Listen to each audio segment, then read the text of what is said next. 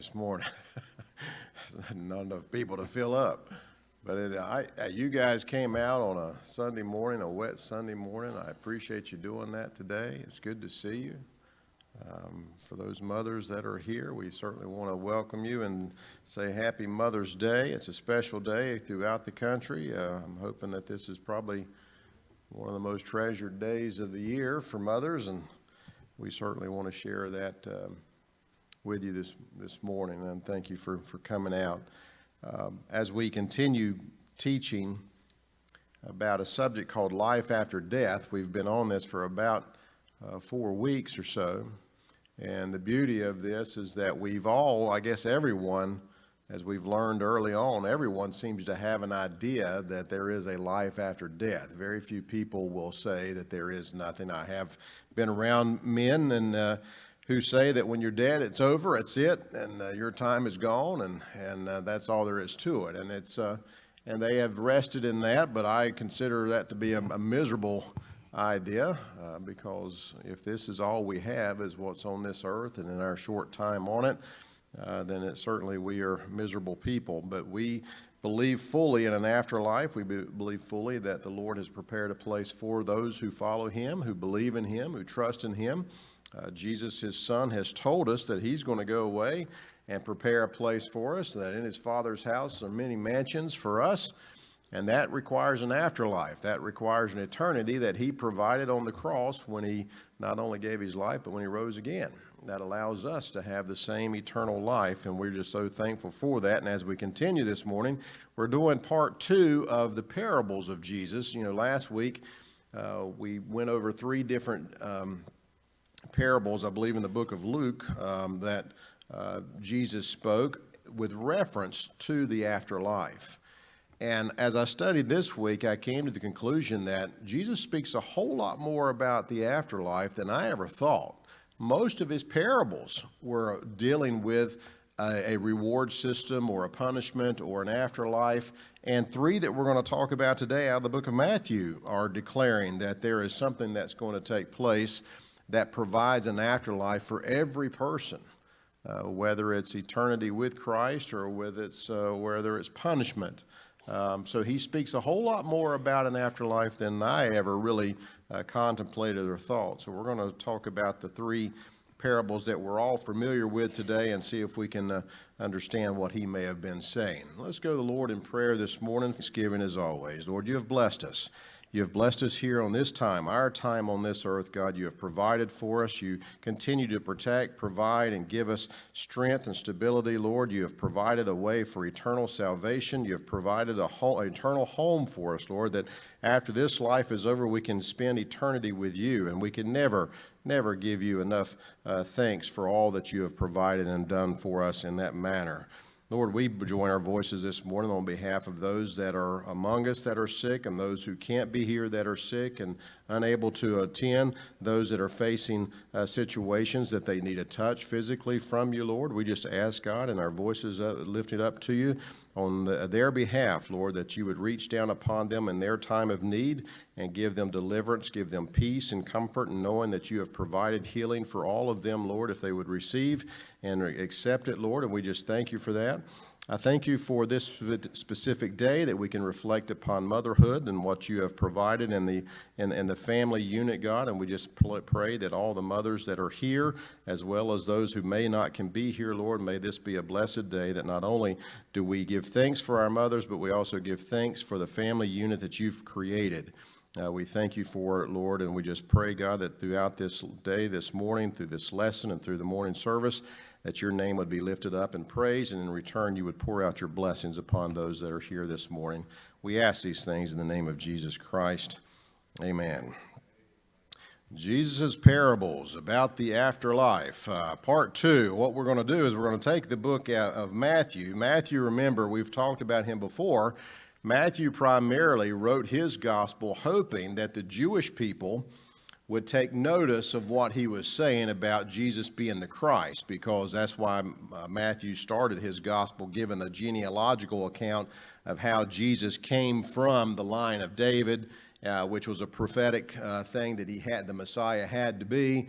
And he's trying to convince all these religious Jews that, hey, Jesus, whom you cried out to crucify, he was the Messiah. He is the ever-living Lord, and he is the one that we should follow. So his gospel is primarily directed toward the Jewish people at that time, but we glean as much out of it, being Gentiles, as anyone. But in this particular book, Matthew gives a lot of parables. And as we go through the three that they've chosen for us today, I'm going to try to set the stage for each of them, letting you know who he's speaking about and to and all of that, because that part of it's important. Out of the 13th chapter of Matthew, this is where Jesus has been teaching. He goes a lot of times to the synagogue and can teach people, the religious people there. But as he's out and about in the neighborhoods and he is teaching, he's performing miracles, he's healing the lame and the blind and performing all these miracles, he is gathering multitudes of people that are following him. Everywhere he goes now, multitudes follow him, hoping to either see a miracle, experience a miracle, or learn about this young man's teaching about the kingdom of heaven. Because one thing we know is that in the book of Matthew, he speaks of the kingdom of heaven quite often. 10 times, actually, in the book of Matthew, will Jesus make mention of this. And that sparks an interest with anyone who is searching, anyone who is frustrated with their life or knows that there's something else besides what I'm going through or living in right now. And when he starts teaching about the kingdom of heaven, he's not teaching primarily of just, hey, let's get as much out of this life on earth as we can, and I'm going to tell you how.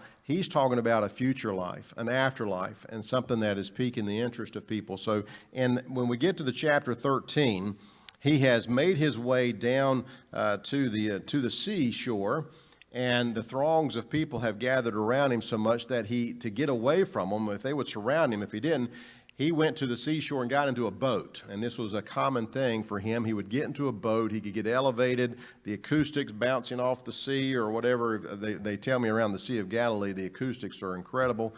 He would get in a boat and he would be able to talk, and his voice would reverberate and the multitudes could hear him. And he began talking about the kingdom of heaven. And the first part of chapter 13, he talks about the familiar parable of the sower, where the sower is the farmer throwing seed out, and some of it falls by the wayside, some of it falls on stony ground, some of it falls among the thorns, and then there's some of it, a fourth of it, falls upon good ground.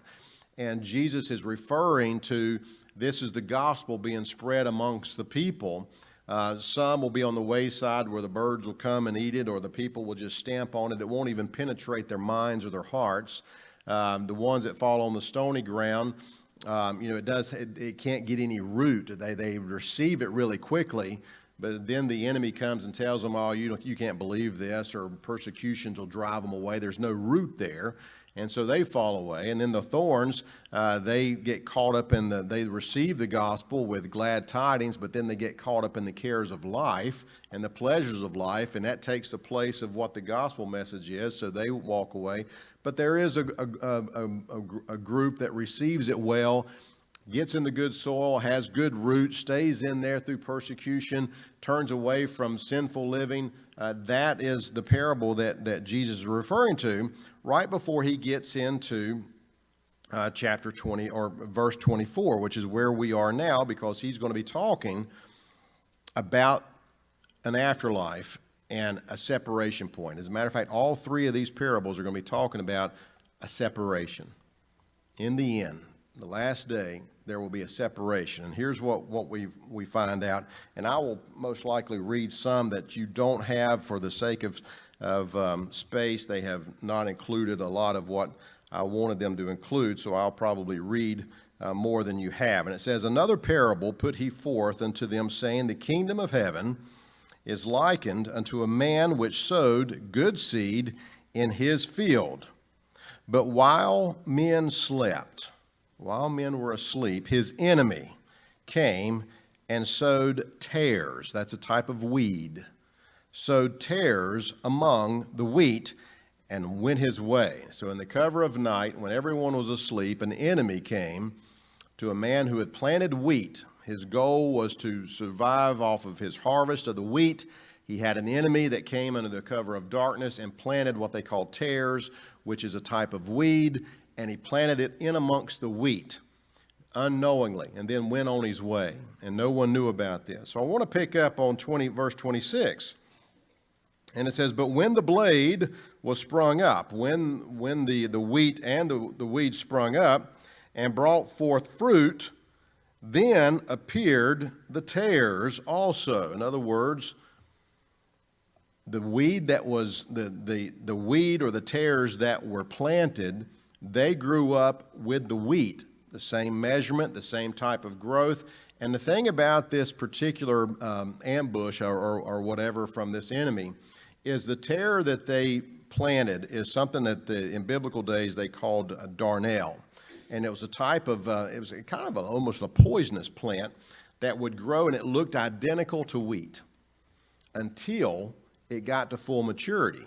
So if you planted wheat and your enemy planted darnel, and they would grow up side by side, the first part of it looked exactly the same. You couldn't tell one from the other. And that's important to know. I mean, usually if you go to your garden and you see a weed right off, you know the weeds don't look like the thing that you planted, so you know you got to pluck that out before the roots get entangled with each other.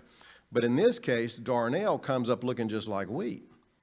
So it's only when the Bible says, only when the fruit came out, or the ear or the ear of wheat developed, did his servants say, "Oh my word, look at here, someone has sabotaged us, because we can see the wheat, but they've got darnel, they've got tares right beside of it." But by now, it has taken time for them to get that high to where the actual ear of wheat is exposed, that the root ball of all of them are entangled so much that it's growing together in the roots.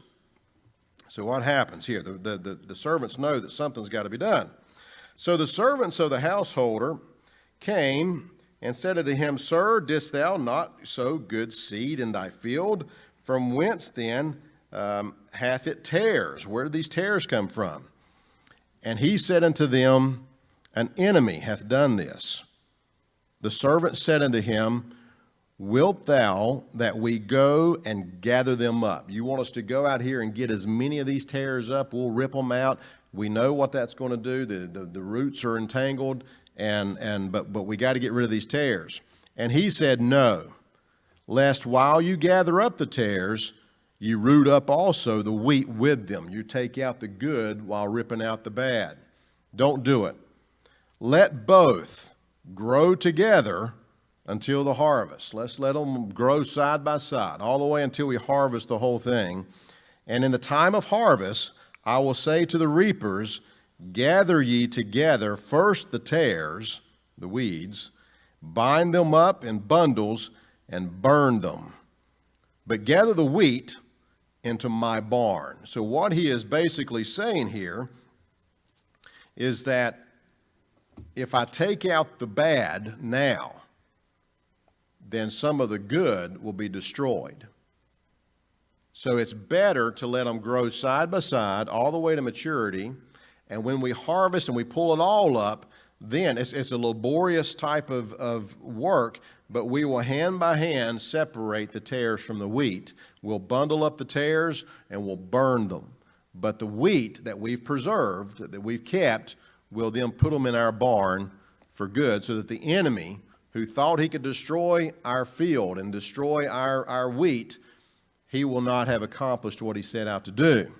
Now, Jesus is telling this parable to people who understood farming. That's what a parable is. It's basically a story. A parable is not necessarily to be read, it's to be heard. It's usually a story that everyone, when they hear it, they understand the process. They know what it was like sowing wheat, and they know about tares, and they've heard about this darnel stuff that could be sabotaged. All right, so they know what he is speaking, and they're thinking, what a lovely story. But the disciples who are hearing this, they know there's a meaning to this, because every parable is a story about that daily life that had a spiritual meaning behind it. And so they know that they've heard a story that's of interest, They saw what happened in the story, but where is the spiritual analogy of it? What has happened from the Spirit? So then in verse 36, it says, Then Jesus sent the multitude away and went into the house, and his disciples came unto him, saying, Declare unto us the parable of the tares of the field. Tell us, explain this one to us. We understand the process, but explain the spiritual part of this. And he answered and said unto them, He that soweth the good seed is the Son of Man, which he had always referred to himself. The field is the world. The good seed are the children of the kingdom, but the tares are the children of the wicked one. The enemy that sowed them is the devil. The harvest is the end of the world, and the reapers are the angels, the ones that will separate. Now, he is basically telling us, as we're studying the afterlife, is there an afterlife? Do we have evidence of an afterlife through the Scriptures? Jesus is telling us through this parable that yes, there's going to be an afterlife, and there's a reason why God allows the righteous and the wicked to grow together. Instead of taking out the wicked only, he is saying, I'm letting them grow together, and in the time of harvest, at the end of this age, at the end of this world, he will send out his angels, and his angels will know the difference between the wheat and the tares, the righteous and the wicked, and they will separate, and they will bundle the wicked together to banish them for eternal punishment, and then the righteous will be gathered to the quote-unquote barn of the Father. Now, the one thing that the several things that we realize here is not only is Jesus giving evidence of the afterlife, but he's also letting everyone know that God is to be the judge of this thing. That's the one thing that we have to realize at times, is that God is the judge. Throughout all these parables that we're going to talk about, God is the judge of our hearts. It's very important for us to remember that God judges the heart. He looks at the heart instead of the outside of the person. You know, man looks on the outward appearance, but God looks upon the heart. So God is the ultimate judge on who is a wheat and who is a tare, and at the end of the age, he will make that determination and separate them. Now, not only does this give us an understanding of an afterlife, but it also is Jesus is referring to not only a barn as far as a heavenly place to be, but also there's eternal punishment for those who are bundled up and, you know, as far as what he calls the tares here. If I can continue in verse 40, And as therefore the tares are gathered and burned in the fire, so shall it be at the end of this world. The Son of Man shall send forth his angels, and they shall gather out of his kingdom all things that offend, and them which do iniquity, and shall cast them into a furnace of fire. There shall be wailing and gnashing of teeth. Then shall the righteous shine forth as the sun in the kingdom of their Father. Who hath ears to hear, let him hear what is being said here. So not only is he telling us about the tares being burned, but this is, you know, he adds a description to this of the wailing and gnashing of teeth. This is the shepherd here. This is the meek Jesus that so many people rejected because he was too meek and all of this. But this is the meek Jesus saying that punishment is not just not being in the barn. There is a direct horror to this punishment. The wailing and gnashing of teeth is a description that he will continually use. Jesus, is the one who uses this description more than any others, talking about eternal damnation or in hell. And he's using that here in the parable of the wheat and the tares. Now, when you study this out, because the darnel plant or the weed and the wheat itself look so similar, there are some theologians who have studied this and said this is actually Jesus talking to the Jews, to the high priest, the religious people, and saying, you know, the wheat and the tares grow up together. They look identical on the outside. Some have even interpreted this as Jesus talking about even in the church, that there are wheats and tares in the church. They look like Christians. They dress like Christians. All of these things, but only God knows the heart. And at the time of the harvest, those who have just been playing around and not really believing and not following, they could be listed as a tare. Now, Jesus doesn't break that into detail, but when he is talking to the crowds, the Jewish leaders are following him. And a lot of times he is making his points toward them, and some theologians are saying that. Nonetheless, whether he's talking about inside the church or just the wicked out there in the world versus the righteous in the world, we know one thing is that we're going to all grow up together. We're all going to live together until the end of the time, either the end of our personal lives or when God calls an end to this thing. And at that point, we will be separated. Now, in chapter 22 of Matthew, he is going to speak to them about another parable referring to a king who's going to have a kind of a marriage supper. You know, his son's going to have a marriage, and he's going to invite them to this party. And with this, he invites certain people. And that's the important part. He only invites certain people. And I'm here again. I'm going to read a little bit out of the scriptures that don't have room to be in your quarterly. Let me get to where I want to be. And in your quarterly, starting with verse 1, it says, "And Jesus answered and spake unto them again by parables, and said, The kingdom of heaven is like unto a certain king, which made a marriage for his son, and sent forth his servants to call them that were bidden to the wedding, and they would not come." I've got to set the stage. In those biblical days, if you were going to have, if you were of royalty and you were going to have a big feast, a big wedding, you sent 2 notices out. The first notice was to the people that you wanted to come to your feast, and you gave them plenty of notice, saying that there will be a marriage. I want you to be prepared. I'm not going to tell you when yet, but you just be prepared. You're invited. And then at the appointed time, when the fatted calf was ready to be slaughtered and everything was ready to be done, they would send their servants out to the second notice and said, everything is prepared. Everything is ready. Come and enjoy. And they were supposed to be prepared and to go. But in this case, he sent out the notices to people that he wanted to be at his feast. And when the second notice came out, said to them, I'm now ready, they didn't come. All right, so verse 4 I want to pick up says, "And again, he sent forth other servants, say, Tell them which are bidden," tell the ones that we've already invited, "Behold, I have prepared my dinner. My ox and my fattings are killed, and all things are ready. Come unto the marriage." But they made light of it, and went their own way, one to his farm, another went to his merchandise. And the remnant took his servants and entreated them, threatened them spitefully, and even slew them. This is how much they didn't care about the king's message or his invitation. When he kept sending these servants, come, everything's ready, they slew them, they killed them. And this is in reference, here again, this is in reference what Jesus is saying. He's referring this to the Jewish leaders, the religious leaders. This is coming right after Jesus has wept over Jerusalem.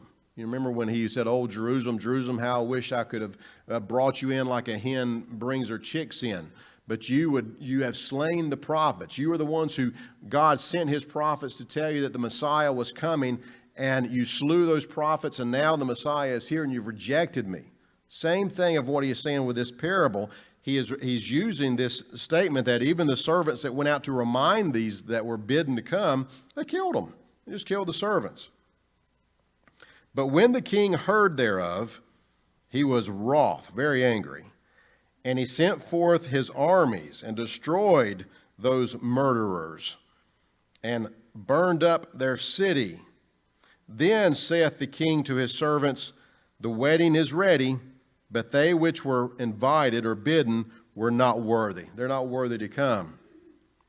"So go ye therefore into the highways, and as many as ye shall find, bid them to the marriage." Anybody that's wanting to come, bid them to come. I had a select group that I invited, and they didn't care. They rejected me. So I want you to go out and invite a whosoever invitation. You get what the parable here is.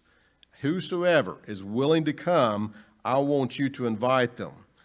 So those servants went out into the highways and gathered together all as many as they found, both bad and good, and the wedding was furnished with guests. And when the king came in to see the guest, he saw there a man had not on a wedding garment. And he said unto him, Friend, how camest thou in hither or in here not having a wedding garment? And he was speechless. Then said the king to the servants, Bind him hand and foot, take him away, and cast him into outer darkness, where there shall be weeping and gnashing of teeth. All right, now this parable is referring to an afterlife. It is referring to punishment and reward. God has sent out the invitation. He first sent it out to the Jews, and they rejected his son. They rejected the supper that was designed for his son. And because they rejected, we know this from our biblical studies, that the Lord has opened up salvation to us Gentiles, to the world, to whosoever would believe. And because of that, we now have the availability and the invitation to come and be a part of this supper, to be a part of this marriage supper. We've been invited into it. And Jesus is saying, this is the kingdom of heaven. This is what it's like. This was the history of it, and here's where it's going. But in this, there's a person who does arrive. He was a whosoever. He's come, but he has not taken the respect or the care of wearing the wedding garment, or which is something that was a prerequisite. It's instead of the clothes of unrighteousness, we were to put on the clothes of righteousness when we have become a believer of Jesus Christ and an acceptor of his gospel, and we are clothed. We're a new creature. The old man is gone. The new man has been created, and we put on clothes of righteousness, which is through his blood and his righteousness, not anything we've done. It's through him and our belief in him.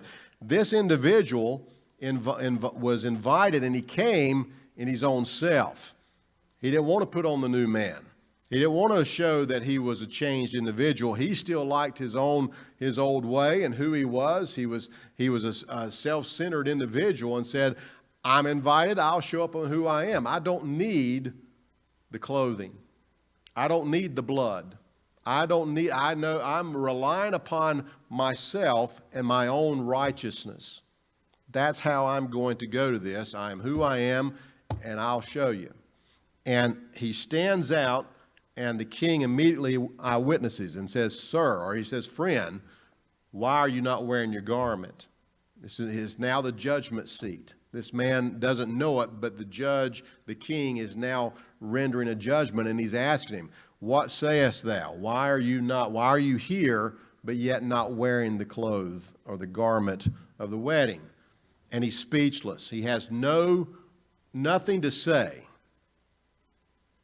And with that nothing being said, his heart is being revealed.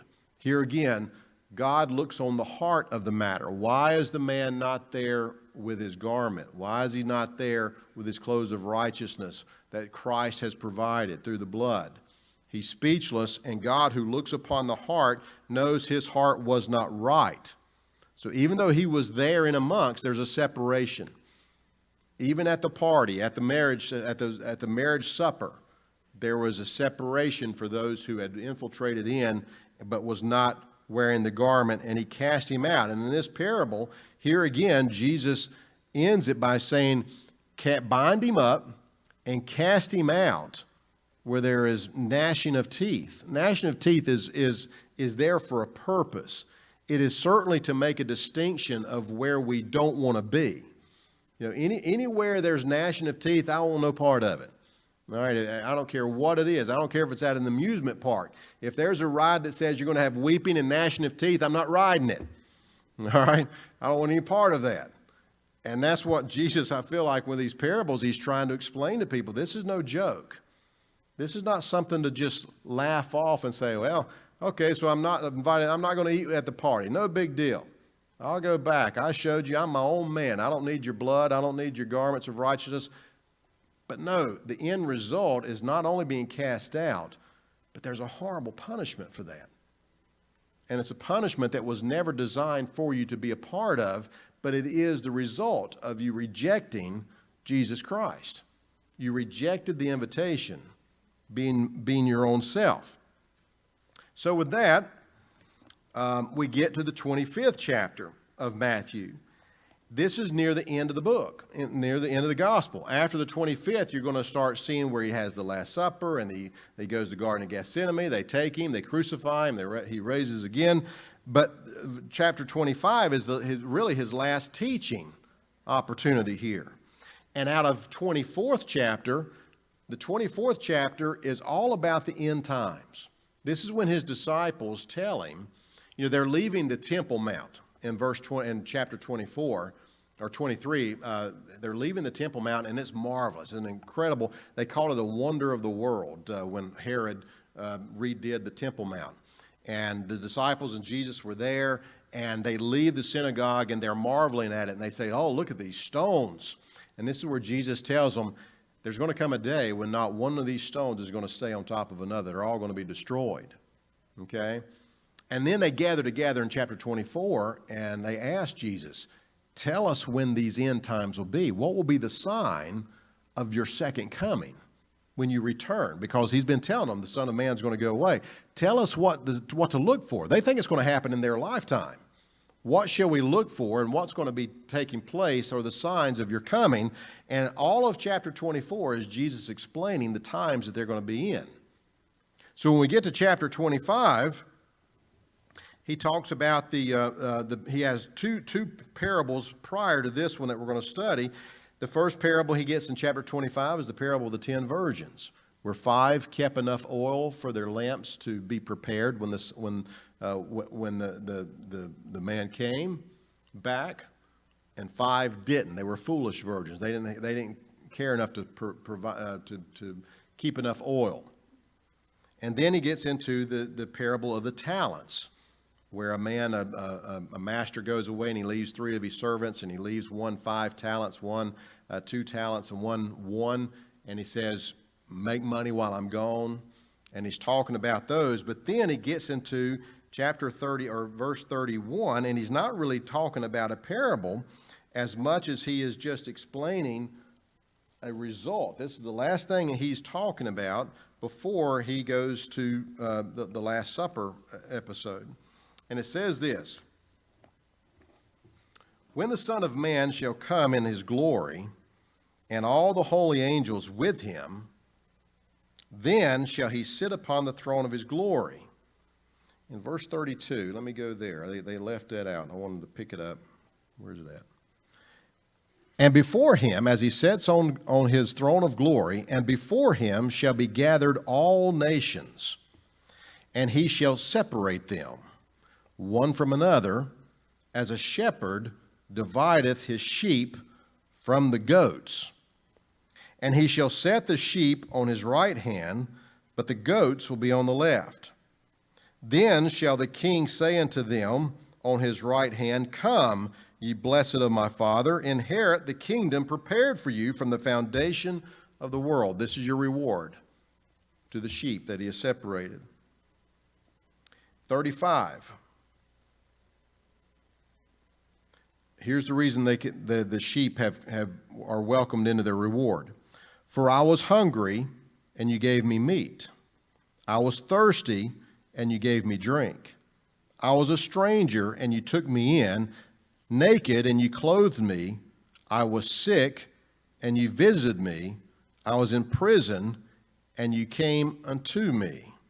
This is the parable. This is the statement that Jesus is making to those that were found to be sheep or the righteous. This is what they did to other people. This was how they showed their fruits. Now, the first thing we remind ourselves is that we're not saved by our works. Remember that. We cannot become good enough to be saved. That is a gift.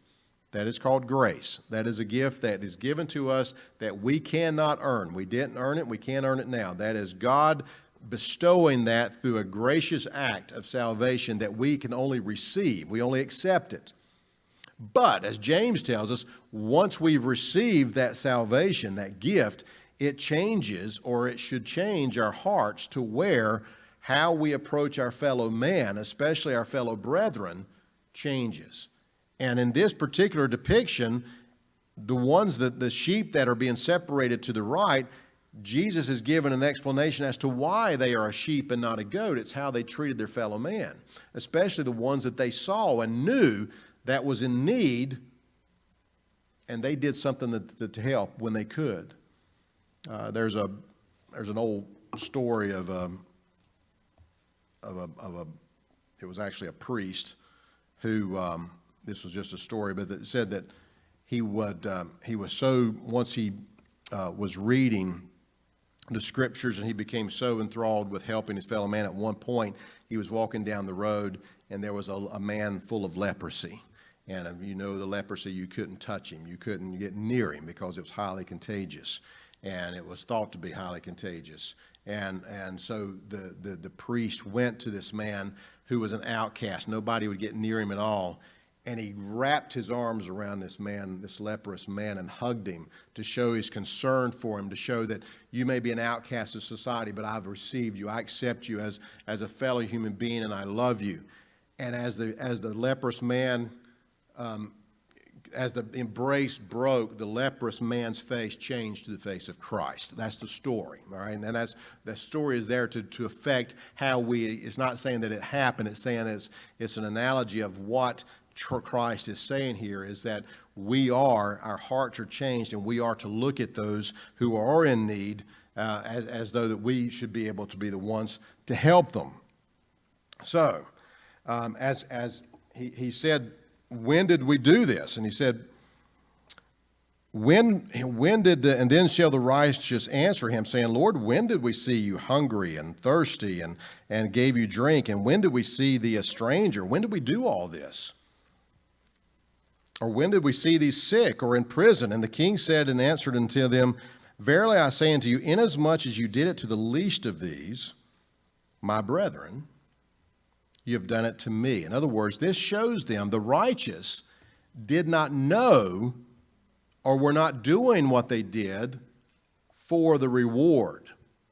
They did this out of their heart. They were asking, when Jesus separated the sheep and he says, For I was hungry and you fed me, I was naked and you clothed me. When did we do this? We didn't know it was you. And he was saying, when you've done it to the least of them, you've done it to me. But it lets us know what their heart was like. They weren't doing it for the glory. They weren't doing it for the reward. They were doing it out of their heart and their compassion for these people. And that's for something that we need to remember. Then, verse 41 says, Then shall he also say unto them on the left, Depart from me, you cursed, into everlasting fire. Here again, giving this description of what, it's more than just being cast away. Everlasting fire prepared for the devil and his angels. Jesus is letting us know who hell was prepared for. For I was hungry, and you gave me no meat. I was thirsty, and you gave me no drink. I was a stranger, and you took me not in. I was naked, and you clothed me not. Sick, and you didn't visit me. Then shall they also answer him, saying, they're going to ask the same thing, Lord, when did you do this? Showing the difference of the heart. If we would have known, if you'd have just said, I'm the Christ, then we would have done it. If you would have let us know who you were, then we would have clothed you, we'd have fed you, we'd have done everything we're supposed to do if you'd only told us this is when you need to do it. It revealed their true meaning of their heart. And that's when he said, Then shall he answer them, Verily I say unto you, inasmuch as you did not do it to the least of these, you didn't do it to the very ones who couldn't do anything in return. They couldn't help you back. You did not do it unto me. And these shall go away into everlasting punishment, but the righteous into life eternal. The one thing that we gather, not only from these three parables that we've studied about, is that Jesus spoke of the afterlife very much. He wanted to be clear. When he spoke 10 times in the Gospel of Matthew about the kingdom of heaven, he wanted it to be clear that there is an afterlife. This life doesn't end right here. We live this life to get to the next one. And not only that, but there is going to be a separation point For anyone that says, oh, everybody goes to heaven. You know, I don't know if I've never been to a funeral where they said he just busted hell wide open. You know, when for those who believe that everybody, God is never going to separate, everyone's going to heaven, Jesus is laying out in these parables that all three that we talked about this morning, there is a separation point based on the heart of the individual involved. God looks on the heart, therefore we must take inventory of ourselves to make sure that we're not taking on the identity of the tare. We are the wheat. We are not supposed to be the tare, and we are the sheep and not the goat. And we've been given, we are the whosoever of the king who invited everyone that would come to the feast. We are part of the whosoever. But when we arrive, let's be clothed with Jesus' righteousness, not our own. With these three things, we learn about the afterlife to a point where once again we're reminded it counts. What we do on this earth counts. We're saved by His grace, but what we do while we're here is important. Next week, we're going to continue talking through the teachings of Jesus in the book of, well, we're going to go to all four Gospels next week, talking about the afterlife once again. So once again, happy Mother's Day to all you mothers. Thanks for coming out this morning, and we